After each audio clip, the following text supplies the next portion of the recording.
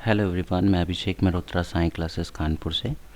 और फिज़िक्स का ये एक बहुत इम्पोर्टेंट क्वेश्चन एक बच्चे ने पूछा है। क्वेश्चन कह रहा है कि एक स्टोन है जिसको कि किसी बस की विंडो से फेंका गया है या ड्रॉप कर दिया गया है। फेंका नहीं गया है, ड्रॉप किया गया है। ठीक है, इसको ड्रॉप कर दिया जाता है और बस चल रही है 60 किलोमीटर पर आवर की रफ्तार से। ज़मीन से जो विंडो है बस की वो 1.96 मीटर की दूरी पे है, मतलब ऊंचाई पे है। तो आपको बताना है कि जब ईटा वो ड्रॉप करेगा तो ज़मीन पे टकराने के जस्ट पहले तक ईटा बस के साथ साथ कितनी दूर पर जाकर के गिरेगा या हॉरिजॉन्टल कितना डिस्प्लेसमेंट कवर करेगा। तो देखिए फिगर में आपको दिख रहा होगा कि एक ये बस बनी हुई है और ये बस इधर साइड में मूव कर रही है। इस साइड पे बस क्या कर रही है, मूव कर रही है। तो जब बस मूव करेगी तो क्या क्या चीज़ें आएंगी, इधर की तरफ बस का एक्सेलरेशन होगा। तो जाहिर सी बात है कि जो ईटा होगा वो भी इधर ही की तरफ, बस के रेफरेंस फ्रेम की वजह से ईटा भी इधर ही मूव करना शुरू करेगा। तो इधर वाली जो हॉरिजॉन्टल वेलोसिटी होगी उसको हमने उसकी जो प्रोजेक्टाइल वाली वेलोसिटी होगी v रिजल्टेंट की, इसको हमने ब्रेक किया दो पोर्शन में, एक x में और एक y में। ठीक, अब हमें चूँकि निकालना यह है कि बस से स्टोन गिराया गया, यह है पॉइंट नंबर a और ये है पॉइंट नंबर b। a से b तक की दूरी पर जब बस से स्टोन को गिराया गया तो क्या क्या चीज़ें हुई। स्टोन आकर के a से आया, प्रोजेक्टाइल मोशन के साथ b पॉइंट पे गिर गया। तो देखिए बस के अगले वाले पहिए से लेकर के बी पॉइंट तक की दूरी जहाँ पे वो गिरा है उसकी दूरी हो जाएगी कितनी, x, मान लेते हैं x। ठीक, और बस तो चूँकि मोशन में है तो बस तो आगे निकल जाएगी, है ना, वहीं तो रहेगी नहीं। अब ईटा रह जाएगा पीछे जहाँ बस का पहिया है और बस निकल जाएगी बी पॉइंट पे आगे की तरफ। तो हुआ क्या क्या, एक रिलेटिव वेलोसिटी का कॉन्सेप्ट इसमें चल रहा है। तो सबसे पहले तो ये जो स्पीड दे रखी है बस की, इसको किलोमीटर पर आवर में है, इसको we need to change it into metre पर सेकेंड। सो क्या कंडीशन है, हम लोग यहाँ पे लिखेंगे the speed of a moving bus, speed of a moving bus. Bus की स्पीड जो दे रखी है 60 किलोमीटर पर आवर, इसको मीटर पर सेकेंड में हम कन्वर्ट करेंगे तो हो जाएगा 60 इंटू 5/18। 5/18 से जब आप इसको काटेंगे तो कितना आ जाएगा, 5 6 30, 50/3, 50/3 मीटर पर सेकेंड। ये वो रफ्तार है जो मीटर पर सेकेंड में आई है। ठीक, अब इसके बाद ये तो स्पीड हो गई। अब देखिए जब ईटा ऊपर से गिरेगा नीचे की तरफ तो चूंकि उसको ड्रॉप किया गया है, इनिशियली कोई वेलोसिटी नहीं दी गई है, so we need to put u equals to 0, है ना।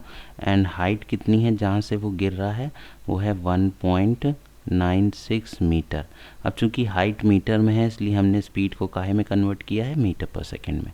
ये कॉन्सेप्ट था कि अगर स्पीड आपको मीटर पर सेकेंड में दी रखी हो तब कोई कन्वर्जन की ज़रूरत नहीं है, और जब आपको हाइट दे रखी हो मीटर्स में तो आपको किलोमीटर पर आवर को चेंज करना पड़ेगा मीटर पर सेकेंड में।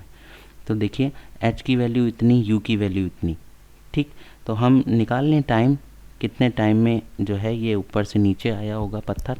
तो इसका फॉर्मूला क्या है, न्यूटन्स लॉ लगाते हैं, h equals to u t plus half g t square. ये जो फॉर्मूला है इस फॉर्मूले में हम वैल्यूज़ रख दें तो h की वैल्यू हो जाएगी 1.96 इक्वल्स टू u की वैल्यू 0 है तो t भी 0 हो जाएगा, सब मल्टीप्लाई होकर के 0, हाफ g की वैल्यू 9.8, ठीक, इंटू टी स्क्वायर।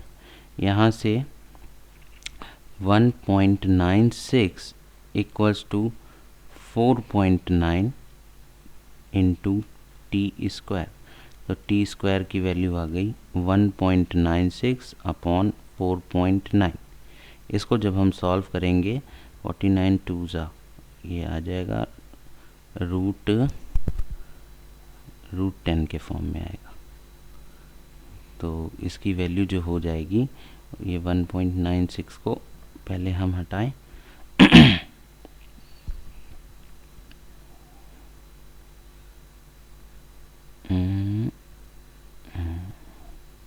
हाँ, ये हो जाएगा 4.9।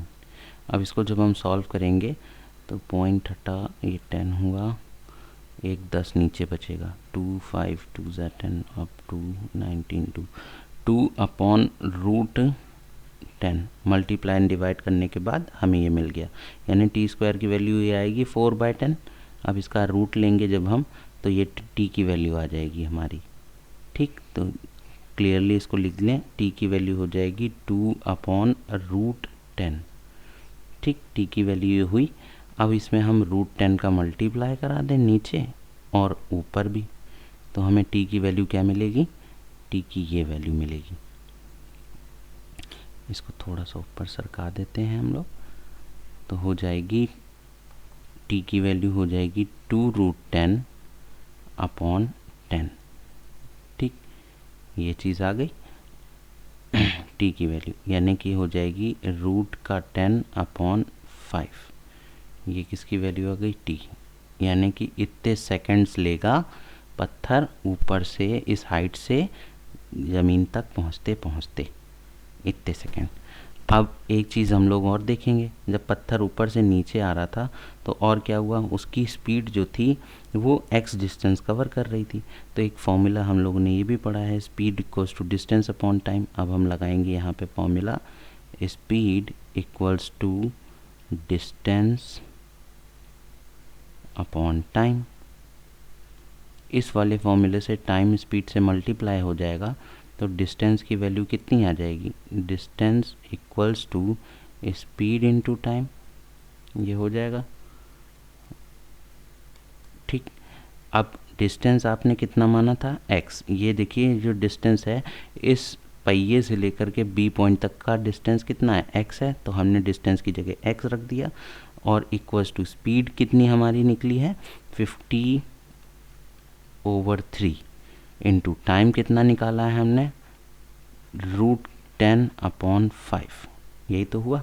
अब इसको जब हम सॉल्व करेंगे तो हो जाएगा 5 से 50 गया 10 टाइम्स में, है ना, तो ये हो गया 10 इंटू रूट 10 अपॉन 3। और देखिए यहाँ पे रूट 10 की वैल्यू होती है 3.16, तो x की वैल्यू हो गई 10 इंटू 3.16 डिवाइडेड बाय 3। इसको जब आप सॉल्व करेंगे तो हो जाएगा 31.6 डिवाइडेड बाय 3, तो x की वैल्यू 3 10 30 और 10.54 मीटर्स। सो ये वो डिस्टेंस होगा जो वो क्या करेगी, कवर करेगी ऊपर से नीचे आने में। ये हमारा आंसर हो गया। तो बताइएगा गाइस, आपको समझ में अगर आया हो तो बहुत अच्छा, अगर नहीं कोई प्रॉब्लम आई हो, किसी भी तरह का कोई डाउट हो तो आप कमेंट सेक्शन में मुझे मैसेज कर सकते हैं, उसको मैं कोशिश करूँगा और अच्छे से आपको समझाने की। Thank you so much.